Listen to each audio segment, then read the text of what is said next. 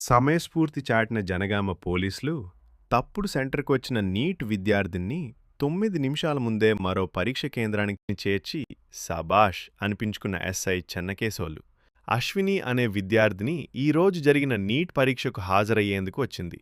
ఆమెకు జనగామ జిల్లా పెంబర్తి గ్రామంలోని ఒక కళాశాలలో పరీక్షా కేంద్రం కేటాయించబడింది. అయితే సదరు విద్యార్థిని గతంలో పరీక్ష రాసిన జనగామ పట్టణంలోని ఏబీవీ డిగ్రీ కళాశాల సెంటర్కు చేరుకుంది.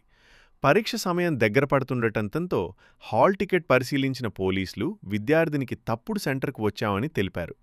ఆ విద్యార్థిని తీవ్ర కంగారుతో కన్నీటి పర్యంతమైంది.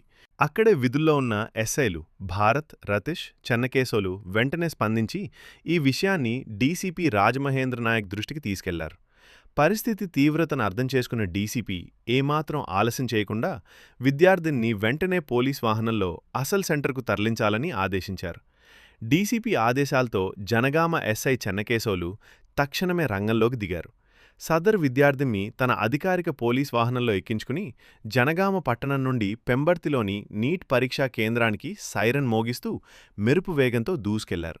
9 నిమిషాల ముందే చేర్చి సబాష్ అనిపించుకుని పరీక్ష ప్రారంభం కావడానికి సరిగ్గా 9 నిమిషాల ముందే విద్యార్థిని అశ్వినిని పెంబర్తిలోని సెంటర్కు సురక్షితంగా చేర్చారు.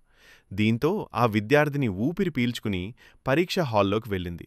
సమయం దాటిపోతే ఏడాది కాలం వృధా అవుతుందనే ఆందోళనలో ఉన్న విద్యార్థిని కంటికి రెప్పలా కాపాడి సరైన సమయానికి చేర్చిన ఎస్ఐ చెన్నకేశవులను సీఐలు సత్యనారాయణ రెడ్డి, అబ్బయ్యతో పాటు అక్కడ ఉన్నవారంతా అభినందించారు.